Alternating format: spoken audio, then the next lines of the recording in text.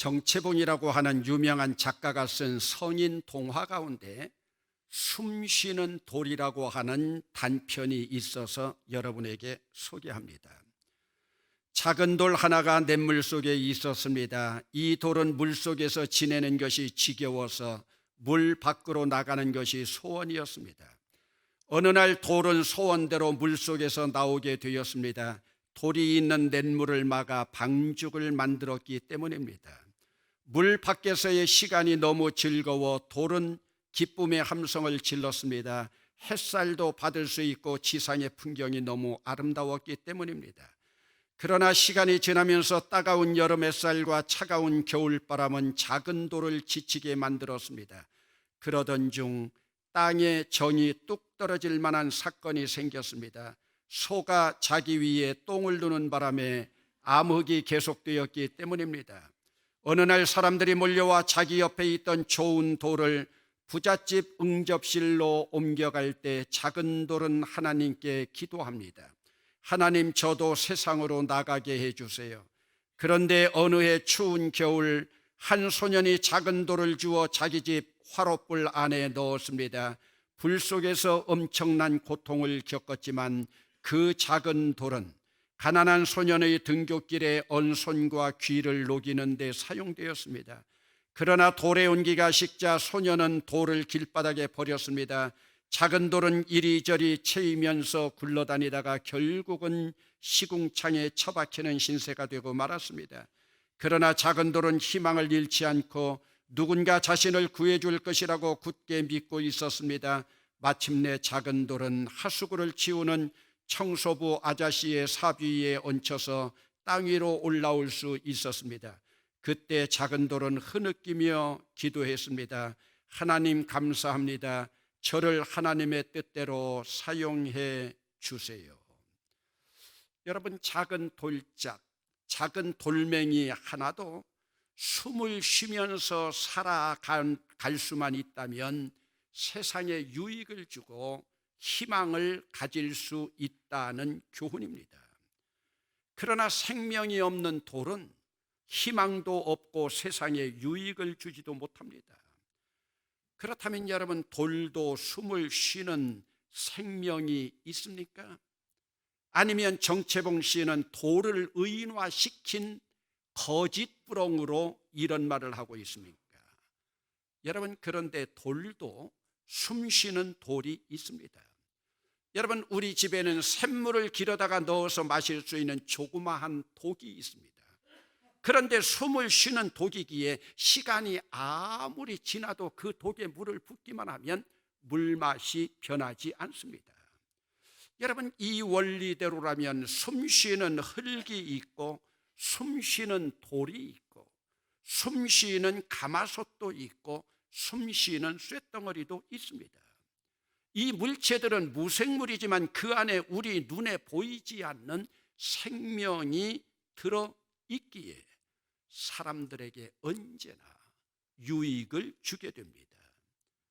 여러분, 그러면 사람들에게도 생명이 있는 사람이 있고 생명이 없는 사람도 있을 수 있습니까? 아니, 사람이라면 생명이 있기에 살아있는 것이고 생명이 없으면 죽는 것 아니겠습니까? 생명 없이 살아있는 사람이 있을 수 있는가? 여러분, 있습니다. 성경에도 그런 사람들이 등장합니다. 노아의 홍수로 진멸될 당시에 우리 눈으로 볼 때는 그들이 사람이었지만 하나님의 눈으로 볼 때는 죄악이 관영된 그 세상에 살아가는 자들이 사람이 아니었습니다. 단지 육체일 뿐이었습니다. 왜 그렇습니까? 그들이 하나님에게서 떠나 하나님의 영이 떠나가 버리면 여러분, 하나님 눈에는 사람이 아닙니다. 우리 눈에는 사람으로 보이지만요. 여러분, 그래서 성경에도 보면은 하나님이 홍수로 사람을 쓸어버렸다고 말하지 않습니다. 하나님이 홍수로 육체를 쓸어버렸고 육신을 쓸어버렸다고 창세기에 기록하고 있습니다. 그러므로 여러분들도 함부로 하나님이 사람을 홍수로 쓸어버렸다는 말씀하시면 성경 진리에서 어긋납니다. 우리 눈으로 볼 때는 사람이지만 하나님 눈으로 볼 때는 육체고 육신이고 살 덩어리일 뿐이에요. 원료를 찾아가면 단지 흙일 뿐입니다. 여러분, 광야 백성들도 마찬가지였습니다. 하나님 앞에 원망하고 불평하고 하나님 사역을 수행하고 있는 모세와 아론에게 반역했던 광야의 잡족들, 사람의 눈으로 바라볼 때는 그들이 인간처럼 보였지만 하나님으로 바라볼 때는 그들이 인간이 아니었어요. 그러기에 그들은 가나안 땅에 들어가지 못했습니다. 그들은 요단강을 건너지 못했습니다. 여러분, 하나님의 선민이지만, 하나님이 택한 백성이지만 하나님의 영이 떠난 자들, 여러분 요단강 건너지 못했잖아요. 여러분, 세상에 굴러다니는 돌도 생명이 있는데 사람에게서 생명이 떠나면 그것은 사람 존재 자체가 아닙니다. 여러분, 성경 이야기 가운데에도 집 짓는 이야기가 자주 등장합니다. 여러분, 출애굽한 이스라엘 백성들은 홍해를 건넌 다음에 광야에 장막을 지었습니다. 이 장막은 이동식 장막이죠. 그들의 부족들과 가족들이 거할 수 있는 집입니다. 그리고 그들이 정착한 땅에서는 성막을 지었습니다. 이것은 제사할 수 있는 영적인 집입니다. 여러분, 이들은 이 집을 짓고 이동하고 이사하는 데 선수였습니다. 쉽게 말하면 장막인 텐트를 치고 텐트를 거두어서 이동하는 데 능숙했다는 뜻이죠. 그런데 여러분, 그들 모두 인생의 집을 짓는 데는 실패했습니다. 여러분, 하나님이 광야 백성에게 요구하신 것은 그들이 거할 장막과 예배할 성막을 짓는 것도 중요하지만 하나님이 진정으로 원하시는 것은 따로 있었습니다. 그러면 여러분, 하나님의 백성들에게 짓기를 원했던 집이 무엇일까요? 하나님이 진정으로 원했던 것은 그들의 인생의 집, 즉 카르디아, 그들의 마음의 집 짓기를 원하셨습니다. 이 집을 베드로는 오늘 본문에서 신령한 집이라고 표현했고, 모세는 광야에서 이 하나님을 향해서 순종하는 집 짓기를 원했습니다. 그러나 여러분, 광야 백성들 하나님이 원하시는 집을 짓지 못했습니다. 왜 그렇겠습니까? 여러분, 그들이 하나님 앞에 순종하는 마음을 갖지 못하고 원망과 불평 가지고 그리고 하나님을 대적하는 마음으로만 가득했기 때문입니다. 그들의 인생의 집, 그들의 마음의 집 짓지 못해서 여러분, 그들이 당한 불행이 무엇입니까? 가나안의 집을 보지 못했잖아요. 젖과 꿀이 흐르는 가나안 들어가지 못했잖아요. 그리고 그들이 광야에서 죽었잖아요. 여러분, 오늘 우리가 일생 동안 내 인생의 집인 마음의 집을 짓지 못하면 이 세상 우리의 모든 삶이 다 무의로 돌아갈 뿐입니다. 여러분, 오늘 성경 본문에 집 짓는 이야기가 등장합니다. 바로 오늘 우리가 지어야 할 집도 인생의 집입니다. 여러분, 우리에게 가장 중요한 것은 영혼의 집이나 우리 가족이 거할 거처의 집이 중요한 것이 아니라 내 인생의 집, 마음의 집이 중요합니다. 여러분, 오늘 우리 인생의 집은 얼만큼 건축되어서 지금 건설되어 가고 있습니까? 아니, 어떻게 목사님이 강단에서 설교를 하면서 영혼의 집보다 인생의 집이 더 중요하다고 설교할 수가 있는가? 말장난하는 것이 아닌가 하고 의문이 들 수 있습니다. 물론 우리는 우리의 영원한 본향인 영혼의 집도 중요하고 지금 내가 거하고 있는 육적인 집도 중요합니다. 그러나 오늘 우리의 육적인 집의 평수가 아무리 넓고 영원한 본향인 천국을 소유하고 있다고 해도 내 인생의 집이, 마음의 집이 무너져 버리면, 내 인생의 집이 무너져 버리면 천국의 집은 아무 소용이 없습니다. 여러분, 왜 그렇습니까? 우리는 당연히 천국의 집이 내 앞에 있는 것처럼 생각하지만 천국의 집인 영혼의 집은 거저로 주어지는 것이 아닙니다. 전적인 하나님의 은혜요 예수 그리스도의 십자가의 보혈에 의해 주어지는 집입니다. 오늘 그러기에 우리는 단순히 예수를 믿기만 하면 천국의 보금자리가 주어지는 것처럼 간단하게 생각하고 있습니다. 그래서 오늘 우리는 우리 주님의 은혜와 주님의 복음을 값싼 은혜, 값싼 복음으로 우리가 전락시켜버리고 말았습니다. 여러분, 그러나 복음과 은혜 그렇게 간단한 것이 아닙니다. 이 복음과 은혜는 내 인생의 지배 규모에 따라서 철저하게 보증받게 됩니다. 그리고 하나님으로부터 보증받은 선물입니다. 여러분, 우리 교회 원로 목사였던 박맹술 목사께서 고별 설교에서 우리에게 말씀한 천국에 거할 집, 여러분 기억하고 있습니까? 천국의 영원한 집은 거저 주시는 것이 아닙니다. 내 인생의 집, 내 일생 동안 지어진 내 인생의 집의 규모에 따라서 받는 선물입니다. 여러분, 그러면 그 집을 짓는 집의 재료가 무엇이겠습니까? 오늘 여러분들은 그 집 짓는 재료가 무엇이라고 생각합니까? 여러분, 흙벽돌일까요? 돌집일까요? 목재일까요? 세멘트일까요? 아니면 철골일까요? 오늘 본문의 그림에서는 살아있는 돌로 지은 집입니다. 그러면 여러분, 살아있는 돌, 리빙 스톤 무엇입니까? 살아있는 돌이 바로 무엇입니까? 그것은 바로 예수 그리스도입니다. 여러분, 오늘 본문은 예수 그리스도를 돌에 비유하고 있습니다. 그것도 죽은 돌이 아니라 살아서 숨쉬는 돌, 리빙스톤. 여러분, 그러면 그 산돌의 특성이 무엇입니까? 사람에게는 버림바가 되었으나 하나님께서는 택하심을 입은 보배로운 산돌입니다. 여러분, 그러면 이 돌집의 재료는 무엇입니까? 바로 산돌이신 예수 그리스도가 바로 재료입니다. 여러분, 오늘 내가 짓는 인생의 집을 예수 그리스도를 재료로 해서 지은 집이라면 어떤 자연재해가 온다고 해도 무너지지 않고 견고한 집이 됩니다. 여러분, 오늘 내 인생의 집의 기초 예수로 되어 있습니까? 오늘 내 마음의 집이요 인생의 집의 대들보 예수님으로 되어 있습니까?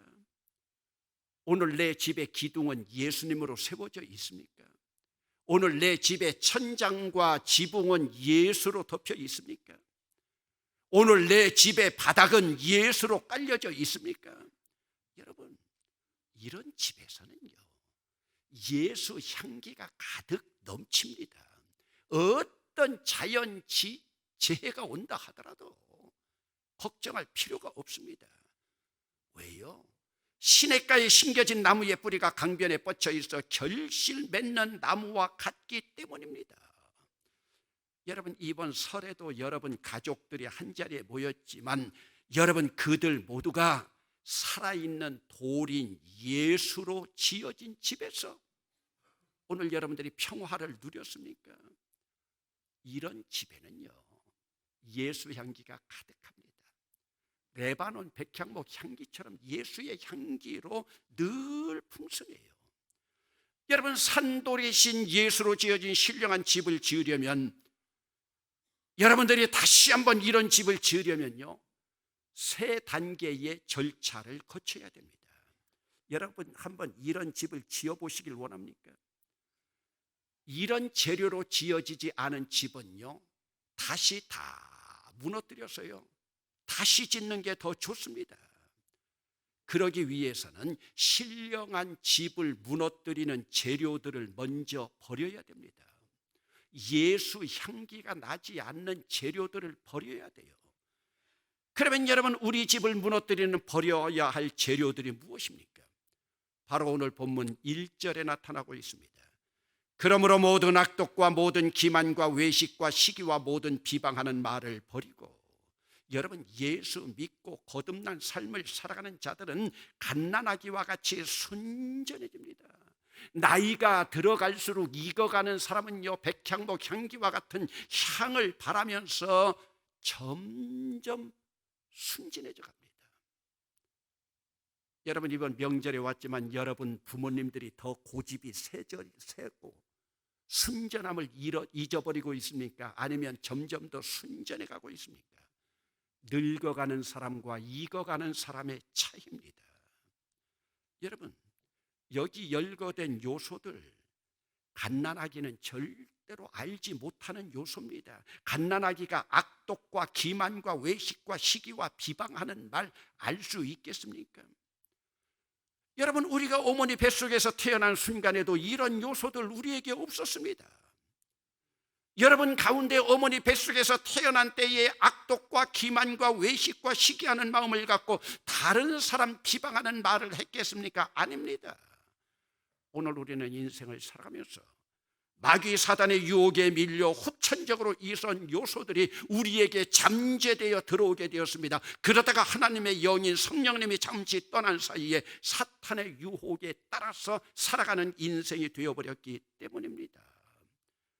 그러기에 신령한 집을 짓기 위해서는 이런 재료들, 여러분 다 무너뜨린다 하더라도 일단 버려야 됩니다. 이거 버리지 않으면 세월이 흘러감에 따라서 더 큰 유혹들이 우리 앞을 가리게 됩니다. 그러다 보니까 광야 백성들이 모두가 잡족으로 변해가고 있지 않습니까? 그러면 여러분, 신령한 집을 방해하는 이런 재료들을 버린 자리, 불교나 다른 종교들은 버리면 끝입니다. 그래서 그들은 공자를 쓰고 허자를 씁니다. 그러나 기독교는 그렇지 않습니다. 비운 자리는 반드시 채워야 됩니다. 무엇으로 채워야 되겠습니까? 오늘 본문 2절의 말씀입니다. 갓난아기들 같이 순전하고 신령한 젖을 사모하라. 갓난아기들 같이 직유법이 나왔습니다. 순전하고 신령한 젖을 사모하라. 여러분, 갓 태어난 어린 아기들은 자기들이 간절하게 사모할 줄밖에 모릅니다. 배고파도, 몸이 아파도, 잠투정을 할 때도 울면서 자기들의 욕구를 위해서 사모할 뿐입니다. 무엇을 사모합니까? 오늘 본문에서는 신령한 젖. 여기서 젖이라고 하는 것은 헬라어로 로기코스입니다. 로기코스라고 하는 것은 로고스에서 온 단어입니다. 로고스 의미가 무엇입니까? 말씀입니다. 즉 사모하는 마음은 갓난아기의 순전한 마음으로 하나님의 말씀을 사모하면서 사모한 하나님의 말씀으로 깊이 들어가는, 그래서 신령함을 유지하는 겁니다. 여러분, 그러기에 하나님의 신령한 젖을 사모하는 사람의 심령과 마음은 언제나 순전합니다. 순진합니다. 순전한 마음에는 악독이나 속이는 일이나 외식하는 일이나 시기하는 마음 들어설 수가 없죠. 그리고 순전한 마음에는 남을 비방하는 말이 나올 수가 없습니다. 악독한 마음에서 남을 험담하고 비방하는 말이 나오지, 신령한 그 마음에서는 비방이라고 하는 언어가 나올 수가 없습니다.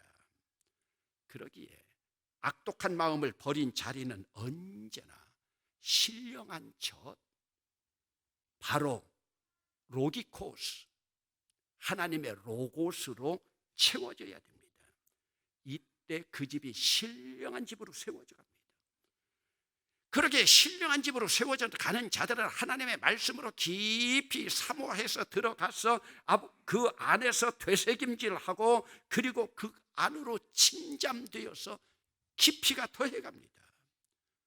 이것이 바로 주의 인자하심을 맛본 자들이 걸어가는 인생길입니다. 여러분, 오늘 본문 3절 짧은 구절입니다. 한 목소리로 같이 읽겠습니다. 너희가 주의 인자하심을 맛보았으면 그리하라. 주의 인자하심, 주의 사랑하심, 주의 긍휼하심, 주의 자비하심, 주의 거룩하심. 여러분들은 어제 설을 지내면서 부모님들의 어떤 모습을 맛보았습니까? 여러분, 부모들은 쓴맛일까요? 신맛일까요? 단맛일까요? 여러분, 효자들은 부모님으로부터 받은 인자하심이나 부모님의 사랑하심을 맛볼 때 부모님을 따라서 그 길을 걸어갑니다. 그래서 그 아비의 그 아들, 그 어미의 그 딸이라고 하는 말이 성립됩니다. 왜요? 자녀들은 부모의 거울이기 때문입니다. 자녀들은 부모의 자취를 보건 안 보건 그대로 따라가기 마련입니다. 여러분, 부모의 맛을 보았어도 그러할진데 하물며 하나님의 인자하심을 맛본 자들이 어떻게 해야 되겠습니까? 주의 인자하심을 맛보았으면 그리하라. 그리하라는 것이 뭐예요? 젖을 사모하고 말씀을 사모하고 말씀으로 들어가야 됩니다. 여러분, 그리고 난 다음에 세 번째 단계로 버리고 사모한 후에 우리가 걸어갈 길이 무엇입니까? 그것이 바로 거룩한 제사장의 길입니다. 여러분, 제사장은 제사를 집례하는 중간자입니다. 하나님은 우리를 이 땅에 보내시고 제사장으로 살아가기를 원하십니다. 하나님은 모세를 지도자로 해서 이스라엘 민족을 이끄는 출애굽 사건에서 출애굽의 전체 주제가 뭡니까? 하나님이 원하신 것이 무엇입니까? 바로 출애굽기 19장 6절에 제사장 나라를 원하셨습니다. 어떻게 해야 제사장 나라가 됩니까? 내가 제사장, 너도 제사장, 우리가 제사장이 될 때 제사장 나라가 됩니다. 여러분, 그러기에 그리스도 안에서 산돌이신 예수로 지어진 신령한 집은 결국 제사장이 되는 길입니다. 그러기에 여러분, 종교개혁자들이 발견한 사상 가운데 만인 제사장주의가 있잖아요. 만인 사제주의입니다. 구약시대에는 오직 제사장을 통해서만, 제사장만 지성소에 들어갔지만 예수 그리스도 십자가에 돌아가시면서 휘장이 갈라지는 순간 신약시대에는 이제 예수 그리스도의 보혈로 오늘 우리가 지성소까지 들어갈 담력을 얻은 줄로 믿습니다. 그러기에 바로 내가 제사장입니다. 여러분, 제사장으로 살아가는 자들은 째째하지 않습니다. 제사장으로 살아가는 자들은 궁상 떨지 않습니다. 제사장으로 살아가는 자들은 징징거리지 않습니다. 언제나 당당합니다. 왜요? 하나님이 기쁘시게 받으실 그 제사를 드리는 자들이기 때문에 그렇습니다. 여러분, 오늘도 여러분들이 제사장적인 신분으로 주님 앞에 나올 때 여러분들은 궁상 떨지 아니하고 째째하지 아니하고 여러분들은 징징거리지 아니하고 당당한 모습으로 나왔습니까? 명절을 보내면서도 부모들이 가장 가슴 아픈 일들 가운데 하나가 자기 자식들의 축 처진 어깨를 보는 부모의 마음입니다. 그래서 소효자 자녀들은 자기에게 어떤 어려움이 있어도 부모 앞에 가서는 당당하게 어깨를 세웁니다. 부모들이 자식들 바라볼 때 축 처진 어깨, 부모님의 마음이 어떻겠습니까? 여러분, 더군다나 하나님은 더하십니다. 하나님이 세상에 있는 모든 자녀들 바라보면서 세상에 있는 하나님의 자녀들이 순전함을 버리고 비방하는 말이나 하고 신령한 젖을 사모하지 않고 째째하게 살아가고 궁상맞게 살아갈 때 하나님 슬퍼하십니다. 그러면 왜 베드로는 이렇게 제사장에 매여 있습니까? 왜 왕같은 제사장이 되고 거룩한 제사장이 되기를 원하고 있습니까? 여러분, 예수님의 오른팔이었던 베드로도 한 번 째째한 인생길을 걸었습니다. 예수님을 모른다고 부인하면서 째째했던 적이 있습니다. 이 부인한 아픔을 가지고 있습니다. 그래서 베드로는 더욱 강조하고 있습니다. 왕같은 제사장으로 살아라. 거룩한 제사장으로 살아라. 거룩한 백성으로 살아가라고요. 왜요? 자기도 째째해 봤거든요. 예수님을 부인해 봤거든요. 그러기에 오늘 왕같은 제사장으로 살아가는 것은 베드로의 눈물겨운 호소가 아니라 그의 마음속에서 우러난, 여러분, 나도 째째해 봤습니다. 나도 궁상 맞아 봤습니다. 그러나 이것이 아닙니다. 왕같은 제사장으로 살아가십시오. 베드로의 하소연입니다. 여러분, 이번 명절을 보내고 새 출발하는 우리들, 여러분, 부모 앞에서나 하나님 앞에서 부끄러움이 되지 않도록 부모님 앞에서는 신앙의 대장부같이, 하나님 앞에서는 왕 같은 제사장의 삶을 살아갈 때 하나님 앞에 신령한 집을 지어가는 줄로 믿습니다. 더군다나 우리 교회는 이번에 70주년 기념관을 신령한 집으로 봉헌할 우리들, 70주년 기념관이 완공됨에 따라서 우리들의 마음의 집, 우리의 심령의 집으로 완공되어서 이 신령한 집을 통해서 우리도 우리의 인생의 집을 신령하게 거룩하게 만들어가면서 하나님을 기쁘시게 할 수 있는 우리 모두가 될 수 있기를 주의 이름으로 축원합니다.